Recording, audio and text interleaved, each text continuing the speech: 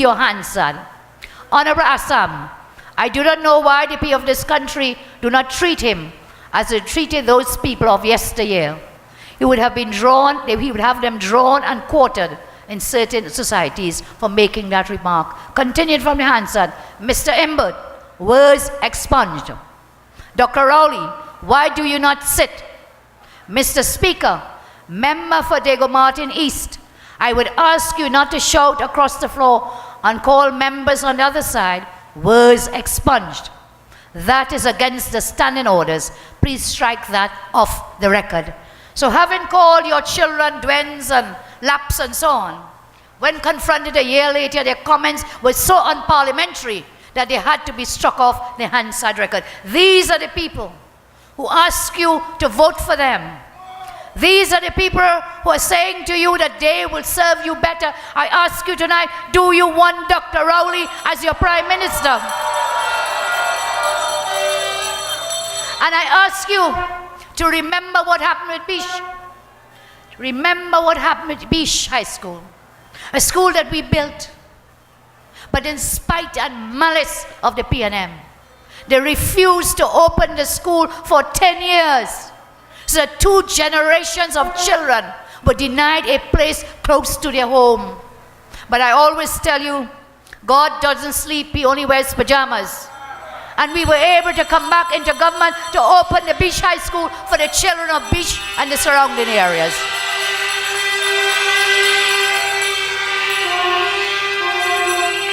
And so we must not let them get into office. Because the 84 plus schools that we are building now, should they come into office, they will not open them, they will close them down, they will not complete them. The children's hospital we are building in Couva will not be completed by him. The South Campus will not be completed. The center being built here, I think it's a tennis center, right? Tennis? In Tacarigua, they will not complete it, they will not open it. Because they would have been projects of the partnership and the UNC. So let us not give them that chance to stop the development that is taking place. My friends, preparation for general election 2015.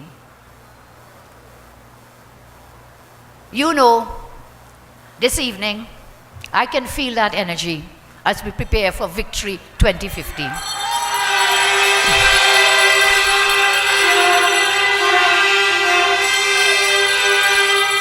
Do you want to know the date of that election?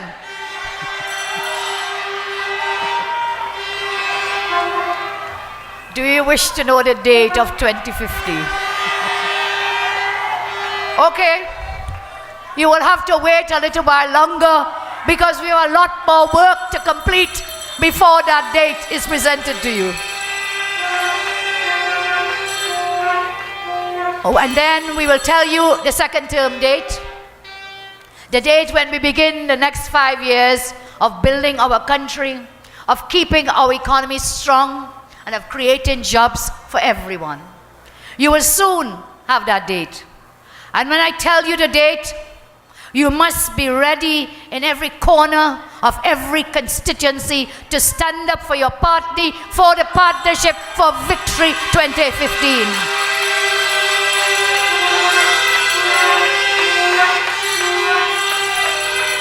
In 2010, you started a people's revolution. With your help, we began to transform our country. We began building with a clear vision of creating a new political paradigm, in which development moved not only into the capital and from the capital, but development moved to the communities which had suffered neglect under successive governments. I promised never to abandon you. And I kept that pledge to stay in touch with you. You know something? You would have, and you have had, many prime ministers. And you would have other prime ministers. But I assure you, you will never have a prime minister who loves you more than I love you all. You will never have one.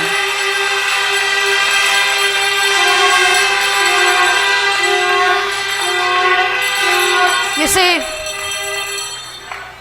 when I took the oath of office as your Prime Minister, I pledged then, and I swore the oath, to serve without fear and without favor.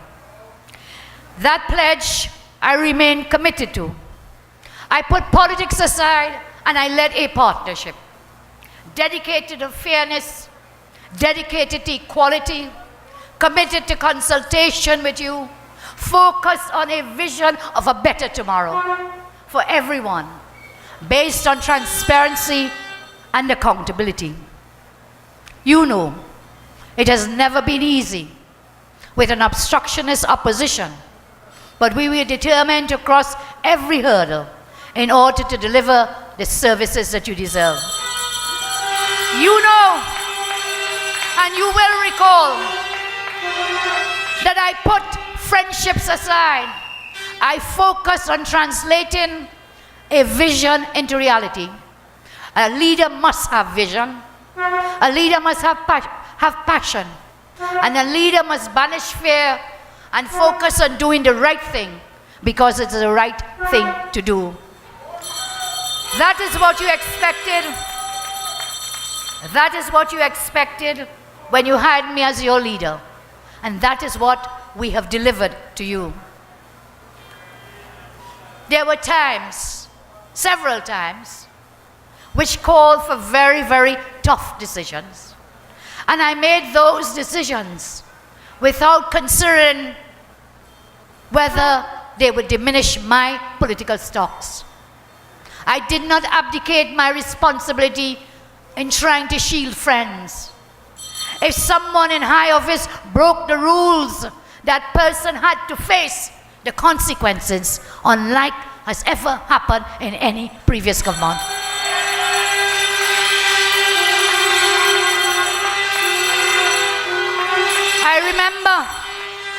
I remember when a diplomat was sent home from Ottawa under the PNM, the then Prime Minister made that diplomat fired out of Ottawa, made him a Minister of Government. I remember when a Minister of Finance under the PNM withdrew her monies out of the Clico debacle. That minister took out her money, as Dr. Munilal says, on Olia's night. When other people say putting on Q-Tex, get in hairstyle to go out to Olia's parties or to go to church, that minister withdrew her personal monies when that institution was collapsing. None was fired. None was brought to book. None was held to account. And so we have to talk about responsibility. The present leader of opposition was in the cabinet when that fired diplomat was made a minister. He was there and said nothing about the former Minister of Finance. Whilst he was there in the cabinet, he never spoke about Calder Hart and the work that they were doing. All the wrongs, you know what? Is only when he got fired from the cabinet, mouth open, Tory pelt out. Only after he was fired. Today he comes like Pontius Pilate, washing his hands, sanctimonious, speaking about integrity. When he had the chance as part of a government, he failed to deliver accountability. He failed to deal with the wrongdoings in his own cabinet and spoke out only after he was fired. Do you want this man as your Prime Minister? And so, today, as we prepare for election 2015, I want to share with you, as we speak of responsibility, I want to talk to you about constitutional responsibility, statutory responsibility under the laws of Trinidad and Tobago. Those who aspire to hold high office and the office of the Prime Minister must be one who would support and uphold the Constitution and the laws of Trinidad and Tobago. And so tonight I say, they say, common sense is not so common. Last week in Parliament, I remember those words as I listened in astonishment to the leader of the opposition, bold-facedly, brass-faced, and shamelessly saying he did not understand what was the conflict of interest he had in the appointment of Mr. David West as PCA director. He didn't see the conflict of interest. Can you imagine that? It is so simple and clear that an SCA student can understand. Yet the leader of the opposition, who swore an oath to uphold the Constitution and the law, does not understand his position when he acted in that matter. When I proposed Mr. West as a nominee for the position, I did so in good faith. I did not know that Mr. West was a potential witness for Mr. Rowley in a private case brought against Mr. Rowley. Mr. Rowley knew that. It is not my responsibility to know every court case everybody brings against Dr. Rowley. I don't keep tabs on his legal battles. And in fact, I think he has some more to come very soon.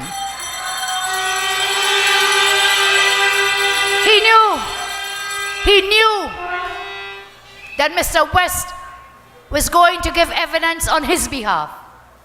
Dr. Rowley's lawyers were already liaising with Mr. West to draft his witness statement.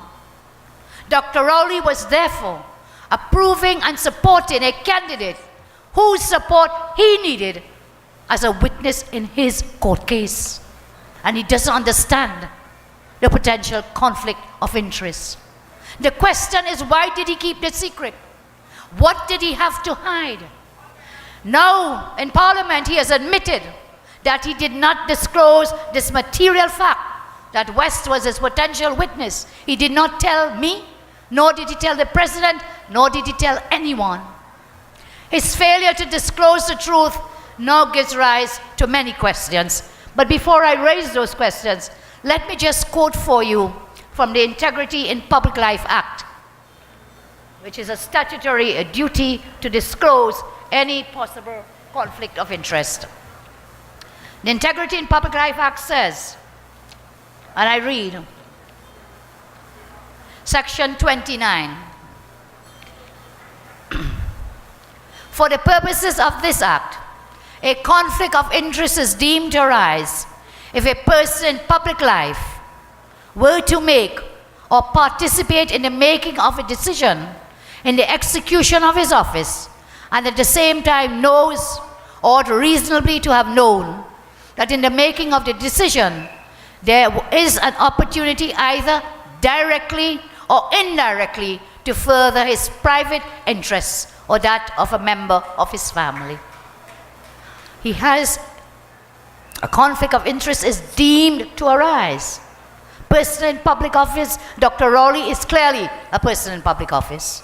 And in the execution of his office as leader of the opposition, where we had to make a joint recommendation for the director of the PCA, if he knew or reasonably ought to have known, directly or indirectly, he was furthering his private interests. The Act says further, where there is a possible or perceived conflict of interest, a person to whom this part applies shall disclose his interests in accordance with prescribed procedures and disqualify himself from the decision-making process. Look, imagine if the shoe were on the other foot. Just imagine. Or the stockings were on the other foot. You know, they like to talk about my shoes and my stockings. So just imagine if the shoes or the stockings were on the other foot. Could you imagine what they would have said? What if the tables were turned? Suppose Dr. Rowley sued me for defamation, and Mr. West was my witness. Suppose Dr. Rowley sued me, West was given evidence in support of my defense, and then I come now and nominate Mr. West for the post of Director of the Police Complaints Authority. But when I do that, I don't tell anybody he's my witness. Can you imagine the uproar there would have been should the shoe have been on the other foot? And so you see it yourself. Someone is coming to be your witness to help you win your court case, and you do not see a conflict of interest in recommending him for a position that should be independent and without political interference. And so, with that in train, I am saying the questions arise. as follows. When did Dr. Rowley know that West is going to be or was his witness? Would he in any way have discussed this matter with Mr. West? Did he strike a deal with Mr. West whereby he, Dr. Rowley, would support the candidacy of Mr. West in exchange for Mr. West giving evidence in his support? I ask also, if Mr. West had already agreed to give evidence on Dr. Rowley's behalf, was he trying to influence the nature of Mr. West's evidence, or what West would say in the court in his witness statement, so it could be more helpful to his, Dr. Rowley's, defense? Did Dr. Rowley put his personal interests before the public interest by deliberately concealing the fact that Mr. West was his supporter and witness? Because disclosure of these facts would obviously tend to get a reasonable person to say he would disqualify himself from the job. Some of these questions arise, and so I have instructed the leader of government business in the House of Representatives in the Parliament to file a motion of no confidence against the leader of the opposition.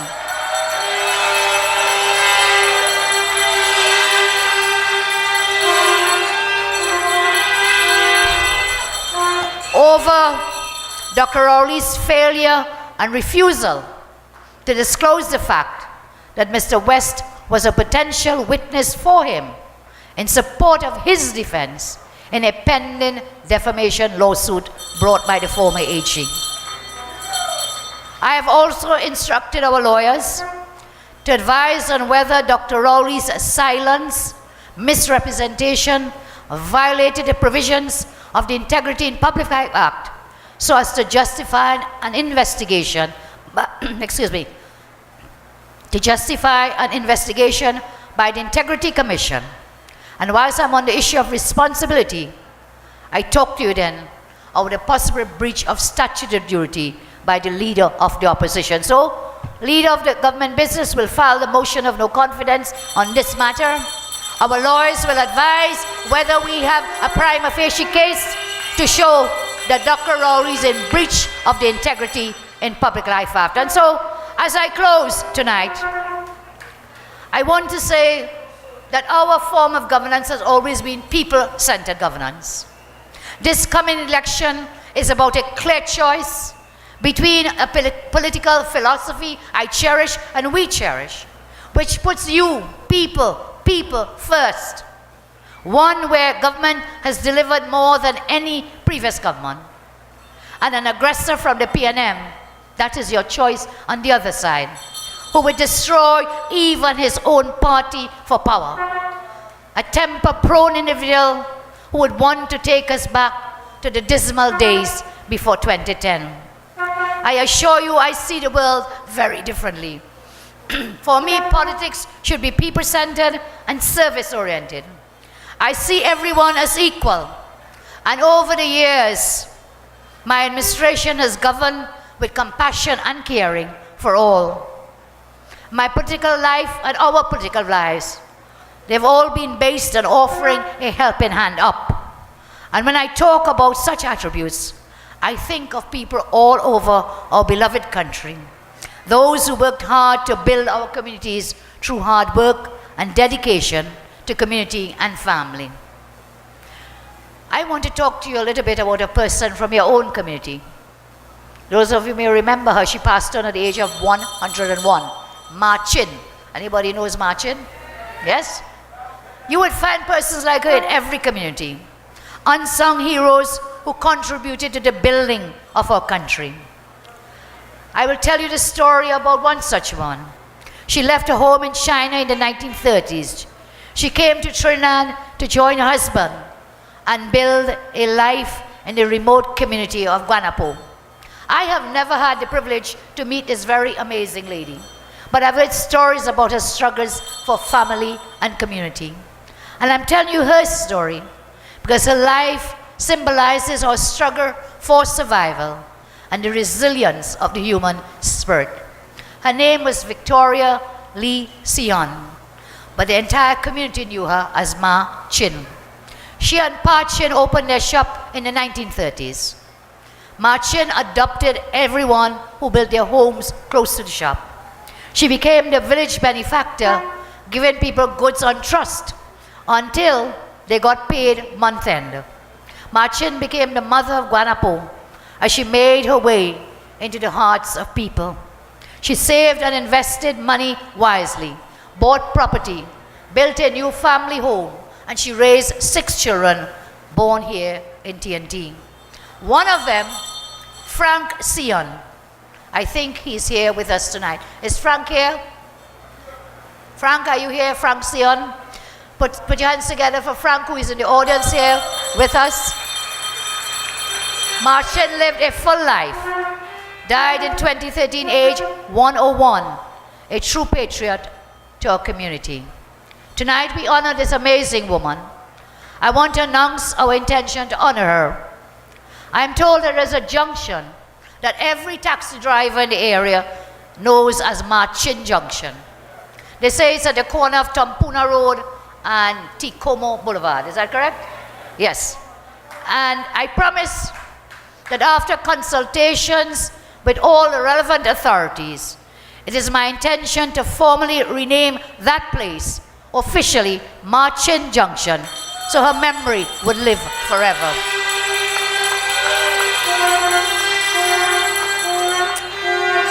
We must never forget what people like Marchin have contributed to our country. Today, her children and grandchildren are continuing to live that dream. We are very happy to honor her and others in the same way that I am pleased with the kind of development we have undertaken throughout TNT. So, as I close, you know their story. Repeat, repeat, repeat. One of their young MPs always talk about false lies. Well, a lie is false in the first place, so a false lie is a double lie. And one of their double lies is where they say that we are only building and working in South and Central. I ask you always, you hear lie? That is lie. You hear lie? That is lie. Because we have tried to develop across the entire nation, Trinidad and Tobago. I am happy about development that benefits our people everywhere.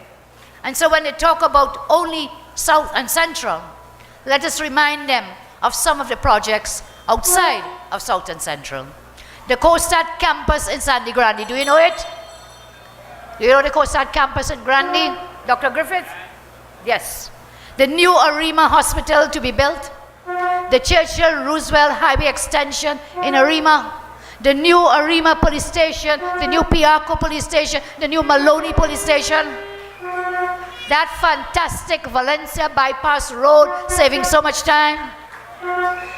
Archbishop Barbara Burke here, she will tell you, is here, she will tell you the St. Barbara's Spiritual Shelter Baptist Primary School, the first ever Baptist school built by my government, built in the history of Trinidad and Tobago. The Nursing Academy in El Dorado, the Tunapuna Promenade and upgraded to the Puna Market, the National Tennis Complex, which I mentioned before, under construction in Tacarigua, the Churchill Roosevelt Highway, Uriah Butler Highway interchange at Grand Bazaar. Shall I continue? There is so much more.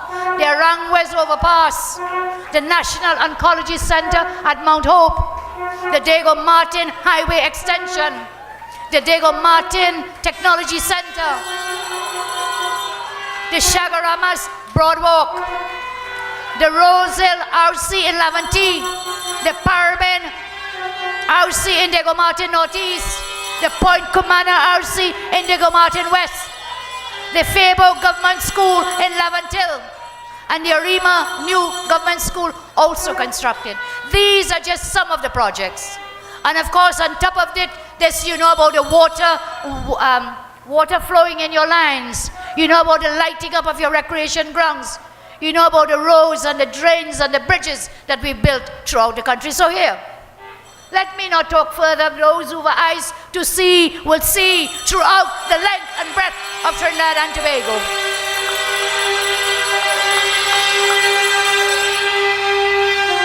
So I do not intend to spend too much time talking about what we have done for you, because that is our job. That is our responsibility. I'm here to tell you that we will not stop the development. We will never stop so long as you give us a clear mandate to continue to work for you. Finally, I ask you to beware of Dr. Keith Rowley. I've already described to you what I consider to be a potential conflict of interest and a breach of statutory duty in the matter regarding disclosure with the appointment of David West. There is another matter that we can see where the leader of the opposition used the parliament and the privilege of parliament to make the wildest accusations of a most heinous nature against high members holding office in your government. For far too long, I have sat and watched in horror as dangerous conspiracy theories are hatched against my government and yours. I will not tolerate any baseless and malicious attacks whilst the PNM is protected by their friends. Their allegations reached a new level with what has come to be known as the Emailgate conspiracy, in which the leader of the opposition read out in Parliament about 30 alleged emails accusing some of us of corruption, of spying, and even of attempted murder. They manufactured a dark cloud of suspicion. They left it lingering over my head and that of other members, senior members of the government, when all we ever wanted to do was to serve you in fairness, in equity, and with love. When he read those emails that he called emails, but in fact bogus emails, I immediately referred it to the Acting Commissioner of Police for investigation. Then, I categorically denied, as I do now and have done all the time, that those alleged emails purported to be sent from me and to me. They were bogus and remain bogus up to this day. Recently, I saw in the newspapers an article which indicated that the authorities in the United States have provided the information requested from Google about the email.